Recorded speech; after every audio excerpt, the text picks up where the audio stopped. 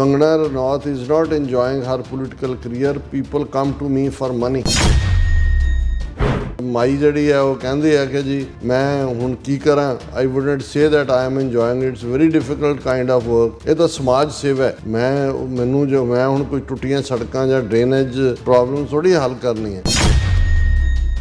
ਔਰ ਫਿਰ ਉਹਨੂੰ ਪੁੱਛਿਆ ਕਿ ਵੀ ਇਹ ਸਾਰੇ ਦੇ ਚੱਲਦਿਆਂ ਤੂੰ ਕੀ ਦੇਖਦੀ ਹੈ ਕਿ ਉਹਨੇ ਕਿਹਾ ਜੀ ਨਹੀਂ ਮੈਂ ਤਾਂ ਜਿਸ life style the use to ਹੈਗੇ ਆ ਉਹ ਤਾਂ ਲਾਈਫ ਸਟਾਈਲ ਹੈ ਕਿ ਮੈਂ ਇੱਕ ਸੈਲਫਿਸ਼ ਔਰਤ ਹੈ ਸੋਸ਼ਲ ਵਰਕ ਮੇਰਾ ਕੰਮ ਨਹੀਂ ਹੈ I have lived a selfish life I want a big house a big car and diamonds ਜਿਸ ਲੈਵਲ ਤੇ ਇਹਨੂੰ ਬਿਲਡ ਕੀਤਾ ਹੈ ਹਿੰਦੂਤਵੀਆਂ ਨੇ ਇਹਨੂੰ ਆਪਣਾ ਸ਼ੋਅ ਗਰਲ ਬਣਾਇਆ ਹੁਣ ਇਹਨਾਂ ਦਾ ਅੰਦਰੂਨੀ ਭੇਤੀ ਸੁਬਰਾਮਨੀਅਮ ਸਵਾਮੀ ਦੱਸ ਰਿਹਾ ਹੈ ਵੀ ਇਹ ਇੱਕ ਬਦ ਅਖਲਾਕ ਔਰਤ ਹੈ ਔਰ ਜੋ ਹੁਣ ਐਮਪੀ ਜਿਨ੍ਹਾਂ ਲੋਕਾਂ ਨੇ ਵੋਟਾਂ ਪਾਈਆਂ ਉਹਨਾਂ ਨੂੰ ਕਹਿ ਰਹੀ ਹੈ ਜੀ ਇਹ ਤਾਂ ਪੈਸੇ ਮੰਗਣ ਆ ਜਾਂਦੇ ਨੇ ਤਾਂ ਟੁੱਟੀਆਂ ਸੜਕਾਂ ਠੀਕ ਕਰਾਉਣਾ ਚਾਹੁੰਦੇ ਨੇ ਮੇਰਾ ਕੰਮ ਥੋੜੀ ਹੈ ਮੈਂ ਤਾਂ ਵੱਡਾ ਘਰ ਹੀਰੇ ਔਰ ਵੱਡੀ ਗੱਡੀ ਚਾਹੁੰਦੀ ਹਾਂ ਸੋ ਇਹ ਹੈ ਹਿੰਦੂਤਵਾਦ ਦੀ ਆਈਡੀਓਲੋਜੀ ਦੀ ਹਕੀਕਤ viewers welcome back to program so viewers गलबात करन जा रहे हैं कि पिछले दिनी आरएसएस दे विचारक सुब्रमण्यम स्वामी ने मंडी तो एमपी कंगना रनौत ਅਤੇ ਮੋਦੀ ਦੇ ਨਜਾਇਜ਼ ਸਬੰਧਾਂ ਦਾ ਖੁਲਾਸਾ ਕੀਤਾ ਸੀ ਹੁਣ ਕੰਗਨਾ ਰਨੌਤ ਨੇ ਇੱਕ ਪੋਡਕਾਸਟ ਵਿੱਚ ਕਿਹਾ ਹੈ ਕਿ ਮੈਂ ਸਿਆਸਤ ਤੋਂ ਬੋਰ ਹੋ ਰਹੀ ਹਾਂ ਇਹ ਤਾਂ ਸੋਸ਼ਲ ਮੀਡੀਆ ਵਾਲਾ ਕੰਮ ਹੈ ਤੇ ਮੈਂ ਇੱਕ ਸਵਾਰਥੀ ਕਿਸਮ ਦੀ ਔਰਤ ਹਾਂ ਸੋ व्यूअर्स ਇਉਂ ਜਾਪਦਾ ਹੈ ਕਿ ਕੰਗਨਾ ਰਨੌਤ ਹੁਣ ਸਿਆਸਤ ਤੋਂ ਭੱਜਣ ਦਾ ਰਾਹ ਲੱਭ ਰਹੀ ਹੈ ਸੋ ਇਸ ਬਾਰੇ ਆਪਾਂ ਗੱਲਬਾਤ ਕਰਨ ਜਾ ਰਹੇ ਹਾਂ ਔਰ ਨਾਲ ਜਿਹੜੇ ਤੁਹਾਡੇ ਲਾਈਵ ਮੈਸੇਜ ਨੇ ਉਹ ਵੀ ਆਪਾਂ ਸ਼ੇਅਰ ਕਰਨ ਜਾ ਰਹੇ ਹਾਂ ਸੋ ਅਸੀਂ ਚਾਹਾਂਗੇ ਕਿ ਤੁਸੀਂ ਇਸੇ ਤਰ੍ਹਾਂ ਬਣੇ ਰਹਿਣਾ ਦੇਖਣ ਸੁਣਨ ਜਾਂ ਲਿਖਣ ਲਈ ਤੁਹਾਡਾ ਸਭ ਦਾ ਬਹੁਤ ਬਹੁਤ ਧੰਨਵਾਦ ਜੀ ਰਾਜ ਸਾਹਿਬ ਕੀ ਕਹਿਣਾ ਚਾਹੋਗੇ ਦੇਖੋ ਕੰਗਨਾ ਰਨੌਤ ਜਿਹੜੀ ਹਮੇਸ਼ਾ ਗਲਤ ਇਸ਼ੂਜ਼ ਦੇ ਉੱਤੇ ਹੀ ਖਬਰਾਂ ਦੇ ਵਿੱਚ ਹੁੰਦੀ ਹੈ ਪਿਛਲੇ ਦਿਨਾਂ 'ਚ ਜਦੋਂ ਮੰਡੀ ਦੇ ਵਿੱਚ ਕਲਾਊਡ ਬਸਟ ਹੋਇਆ ਜਿਹੜਾ ਇਹਦਾ ਪਾਰਲੀਮਾਨੀ ਹਲਕਾ ਹੈ ਔਰ ਉਹਦੇ 'ਚ ਹੜ੍ਹ ਆਏ 14 ਤੋਂ ਜ਼ਿਆਦਾ ਮੌਤਾਂ ਹੋਈਆਂ ਬਹੁਤ ਸਾਰਾ ਜਿਹੜੀ ਹੈ ਬਰਬਾਦੀ ਪਹਿਲਾਂ ਤਾਂ ਗਈ ਹੀ ਨਹੀਂ ਉੱਥੇ ਜਦੋਂ ਐਨ ਸਿੱਖ ਸਭ ਤੋਂ ਪਹਿਲਾਂ ਪਹੁੰਚੇ ਉੱਥੇ ਆਲੇ ਦੁਆਲੇ ਉੱਥੇ ਲੰਗਰ ਵੀ ਲਾਏ ਔਰ ਜਿਹੜੇ ਸਿੱਖਾਂ ਨੂੰ ਨਫ਼ਰਤ ਕਰਦੇ ਆਏ ਨੇ ਕਿਸਾਨ ਮੂਵਮੈਂਟ ਔਰ ਪੰਜਾਬ ਬਾਰੇ ਨੈਗੇਟਿਵਿਟੀ ਹੈ ਫਿਰ ਜਦੋਂ ਇਹ ਗਈ ਤੇ ਉੱਥੇ ਵੀ ਜਿਹੜੀਆਂ ਇਸ ਦੀਆਂ ਵਿਜ਼ੂਅਲ ਸਾਹਮਣੇ ਆਈਆਂ ਉੱਥੇ ਦੰਦ ਕੱਢ ਰਹੀ ਹੈ ਹਾਲਾਂਕਿ ਲੋਕ ਜਿਹੜੇ ਦੁਖੀ ਔਰ ਤੜਫ ਰਹੇ ਜਿਹਦੇ ਉੱਤੇ ਸੋਸ਼ਲ ਮੀਡੀਆ ਤੇ ਇਸ ਦਾ ਕਾਫੀ ਜਲੂਸ ਨਿਕਲਿਆ ਪਰ ਸਭ ਤੋਂ ਜ਼ਿਆਦਾ ਜਿਹੜਾ ਇਸ ਵੇਲੇ ਪਿਛਲੇ ਦਿਨਾਂ 'ਚ ਚਰਚਾ 'ਚ ਰਿਹਾ ਸੁਬਰਾਮਨੀਅਮ ਸਵਾਮੀ ਜਿਹੜਾ ਆਈਡੀਆਲੋਗ ਹੈ ਵਿਚਾਰਕ ਹੈ ਹਿੰਦੂਤਵਾਦੀ ਆਈਡੀਓਲੋਜੀ ਦਾ ਹਾਰਵਰਡ ਯੂਨੀਵਰਸਿਟੀ ਦੇ ਵਿੱਚ ਵੀ ਪੜ੍ਹਾਉਂਦਾ ਰਿਹਾ ਔਰ ਜਿਹੜਾ ਰਾਜ ਸਭਾ ਦਾ ਮੈਂਬਰ ਵੀ ਰਿਹਾ ਬੀਜੇਪੀ ਵੱਲੋਂ ਮਿਨਿਸਟਰ ਵੀ ਰਿਹਾ ਅੱਡ ਮੌਕਿਆਂ ਤੇ ਨਰਸਿਮਹਾ ਰਾਓ ਦੇ ਵੇਲੇ ਤੋਂ ਔਰ ਪੱਕਾ ਹਿੰਦੂ ਤੋਂ ਵੀ ਉਹਨੇ ਇੱਕ ਇੰਟਰਵਿਊ ਦੇ ਵਿੱਚ ਕਿਹਾ ਕਿ ਵੀ ਕੰਗਨਾ ਰਨੌਤ ਦੇ ਤਾਂ ਮੋਦੀ ਦੇ ਨਾਲ ਉਹਨੇ ਕਿਹਾ ਵੀ ਮੇਰਾ ਦੋਸਤ ਰਿਹਾ ਮੋਦੀ ਮੈਂ ਬਹੁਤ ਚੰਗੀ ਤਰ੍ਹਾਂ ਜਾਣਦਾ ਇਹ ਚੋਰੀ ਛਿਪੇ ਜਿਹੜਾ ਇਹਨੂੰ ਕੰਗਨਾ ਰਨੌਤ ਨੂੰ ਮਿਲਦਾ ਰਹਿੰਦਾ ਸੀ ਸੋ ਜਿਹਨਾਂ ਬਹੁਤਿਆਂ ਨੂੰ ਇਹ ਗੱਲ ਦੀ ਸਮਝ ਨਹੀਂ ਸੀ ਕਿ ਵੀ ਆਲ ਆਫ ਏ ਸਡਨ ਉਹ ਔਰਤ ਜਿਹਦਾ ਕੋਈ ਸਿਆਸਤ ਨਾਲ ਲਾਗਾ ਦੇਗਾ ਨਹੀਂ ਜਿਸ ਦੀ ਵੈਸੇ ਵੀ ਅਕਲ ਜਿਹੜੀ ਹੈ ਉਹ ਜ਼ਿਆਦਾ ਘਾਹ ਹੀ ਚੜਦੀ ਹੈ ਉਹਨੂੰ ਐਮਪੀ ਦੀ ਟਿਕਟ ਮੰਡੀ ਤੋਂ ਦੇਣਾ ਔਰ ਜਿਹੜੀ ਘਰੋਂ ਭੱਜ ਗਈ ਯੰਗ ਉਮਰ ਦੇ ਵਿੱਚ ਉਹਦੇ ਪੇਰੈਂਟਸ ਨਾਲ ਵੀ ਕੋਈ ਬਹੁਤਾ ਨਹੀਂ ਸੀ ਔਰ ਦੂਜਾ ਕਿ ਵੀ ਐਸਾ ਪਿੱਛੇ ਕੀ ਹੈ ਕਿ ਵੀ ਉਹਨੂੰ ਇਸ ਲੈਵਲ ਦੇ ਉੱਤੇ ਜਿਹੜਾ ਹੈ ਉਹ ਦਿੱਤਾ ਉਹ ਜਦੋਂ ਹੁਣ ਸੁਬਰਾਮਨੀਅਮ ਸਵਾਮੀ ਨੇ ਉਹ ਸਾਰਾ ਭੇਤ ਖੋਲ੍ਹਿਆ ਹੋਰ ਵੀ ਉਹਨੇ ਬਹੁਤ ਸਾਰੀਆਂ ਗੱਲਾਂ ਮੋਦੀ ਦੇ ਹਵਾਲੇ ਨਾਲ ਕੀਤੀਆਂ ਨੇ ਪਰ ਇਹ ਸਾਡਾ ਸਬਜੈਕਟ ਨਹੀਂ ਹੈ ਨਾ ਹੀ ਅਸੀਂ ਇਸ ਕਿਸਮ ਦੇ ਗੱਲ 'ਚ ਕੋਈ ਰੀਜੋਇਸ ਕਰਨਾ ਚਾਹੁੰਦੇ ਪਰ ਇਹ ਦੱਸਣਾ ਜ਼ਰੂਰੀ ਹੈ ਕਿ ਵੀ ਦੂਸਰਿਆਂ ਪ੍ਰਤੀ ਨਫ਼ਰਤ ਫੈਲਾਉਣ ਵਾਲੀ ਇਹ ਔਰਤ ਜਿਹਨੇ ਫਾਰਮਰ ਮੂਵਮੈਂਟ ਵੇਲੇ ਜਿਹੜੀ ਬੈਠੀ ਇੱਕ ਮਾਤਾ 80 ਸਾਲਾਂ ਤੋਂ ਜ਼ਿਆਦਾ ਉਹਨਾਂ ਨੂੰ ਕਿਰਾਏ 'ਤੇ ਲਿਆਂਦੀਆਂ ਜਨਾਨੀਆਂ ਕਿਹਾ ਸੀ ਕਿ ਜੀ ਦੇਖੋ ਇਹ ਕੀ ਹੈ ਔਰ ਸਿੱਖਾਂ ਪ੍ਰਤੀ ਜਿਸ ਕਿਸਮ ਦੀ ਉਹਦੀ ਭਾਵਨਾ ਇਹ ਵੱਖਰੀ ਗੱਲ ਹੈ ਕਿ ਬੀਬੀ ਕੁਲਵਿੰਦਰ ਕੌਰ ਨੇ ਜਿਹੜਾ ਇੱਕ ਚਪੇੜ ਜੜੀ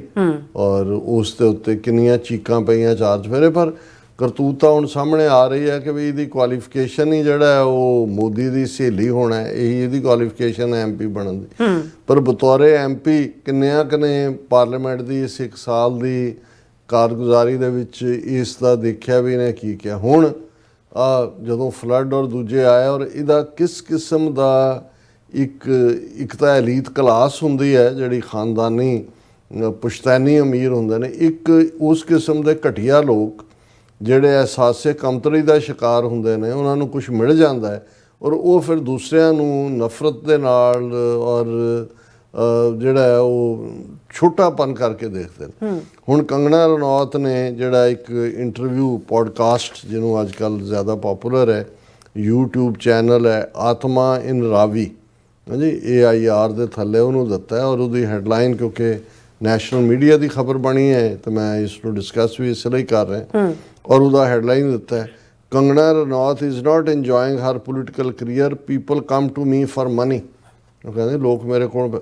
ਹੁਣ ਉੱਥੇ ਜਦੋਂ ਗਈ ਹੋਣੀ ਆ ਉਹਨਾਂ ਨੇ ਕਿਹਾ ਜੀ ਸਾਡਾ ਸਭ ਕੁਝ ਰੁੜ ਗਿਆ। ਉਹ ਕਹਿੰਦੇ ਇਹ ਤਾਂ ਮੇਰਾ ਕੰਮ ਨਹੀਂ, ਮੈਂ ਤਾਂ MP ਹਾਂ, ਇਹ ਤਾਂ ਪੰਚਾਇਤ ਵਾਲਾ। ਉਹਨੂੰ ਕਿਹਾ ਜੀ ਤੇਰੇ ਕੋਲ ਵੀ ਤਾਂ ਪੈਸੇ ਨੇ। ਹੁਣ ਕਿਉਂਕਿ ਜਿਹੜੇ ਕੱਲਾ MP ਹੈ, ਸ਼ਾਇਦ 1 ਸਾਲ ਦਾ 8 ਕਰੋੜ ਰੁਪਏ ਦੀ ਡਿਸਕ੍ਰਿਸ਼ਨ ਹੁੰਦੀ ਹੈ ਉਹਦੇ ਕੋਲ, ਉਹ ਆਪਣੇ ਹਲਕੇ 'ਚ ਖਰਚ ਸਕਦਾ। ਜਿਵੇਂ ਪਿਛਲੇ ਦਿਨਾਂ 'ਚ ਸੀ ਕਿ ਹਰਸਿਮਰਤ ਕੌਰ ਬਾਦਲ ਉਹਦੇ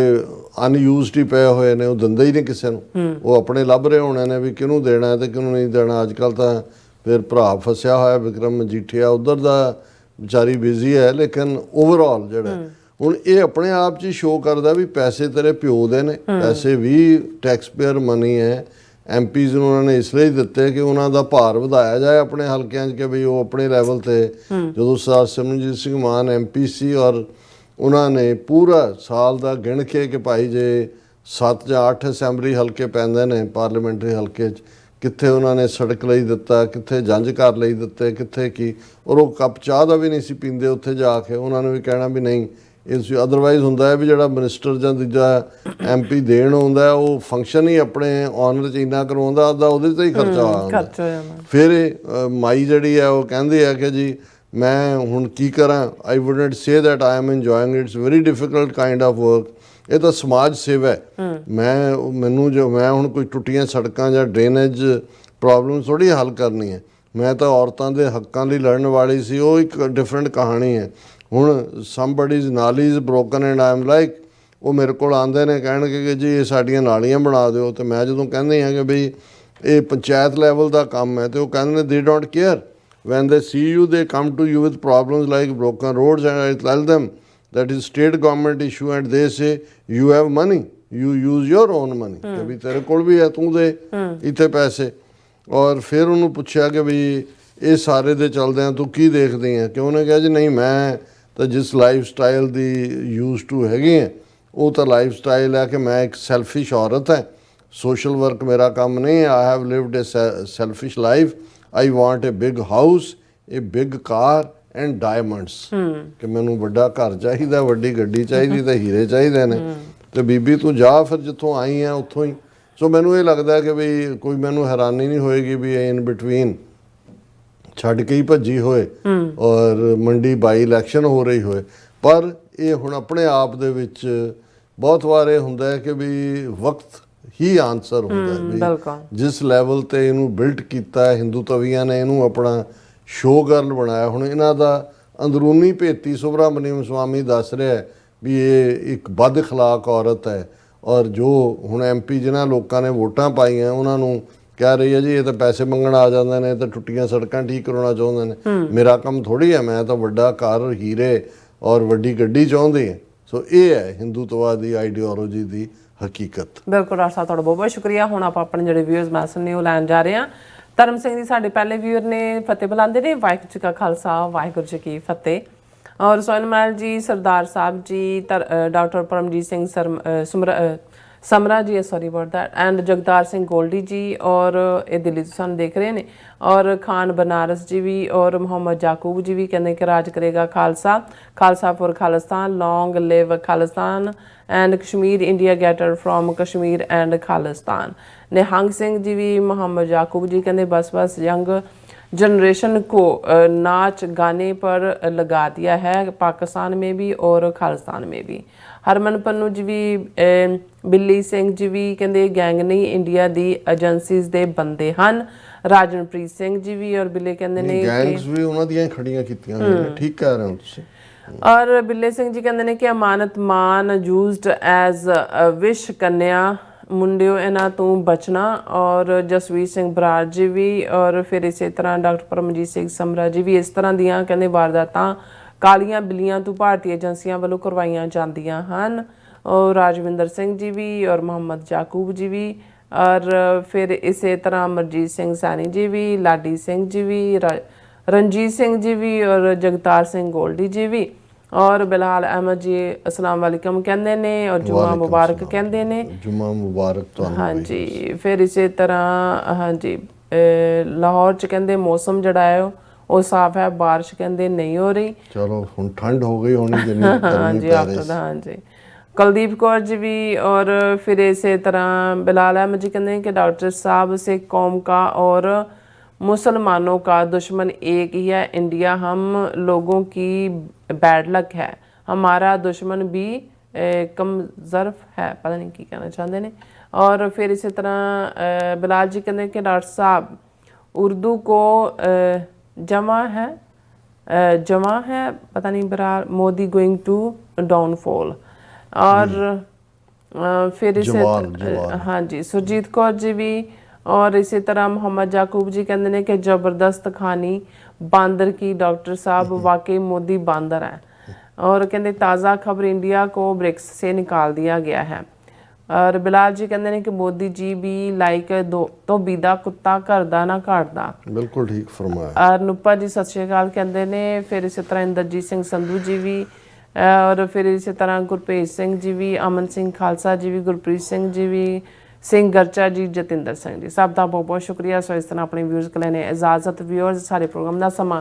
ਇੱਥੇ ਮੁੱਕਦਾ। ਤੁਸੀਂ ਆਪਣੀ ਰਾਏ ਤੇ ਸੁਝਾਅ ਸਾਨੂੰ ਭੇਜਣਾ ਭੁੱਲਣਾ ਸਾਡੇ ਇਸ ਪਤੇ ਤੇ SOS@tverifor.tv ਤੇ। ਅਸੀਂ ਆਪਣਾ ਪ੍ਰੋਗਰਾਮ ਲੈ ਕੇ ਫਿਰ ਦੁਬਾਰਾ ਤੁਹਾਡੇ ਰੂਬਰੂ ਹੋਵਾਂਗੇ। ਤਦ ਤੱਕ ਲਈ ਮੈਨੂੰ ਤੇ ਆਪਣਾ ਸੁਣਾ ਗਿਆ ਦੋ ਦੇਖਦੇ ਰਹੋ TV 84। ਬੁਲਾ ਦਿਓ ਫਤਿਹ। ਵਾਹਿਗੁਰੂ ਜੀ ਕਾ ਖਾਲਸਾ, ਵਾਹਿਗੁਰੂ ਜੀ ਕੀ ਫਤਿਹ। ਰੱਬ ਰਾਖਾ।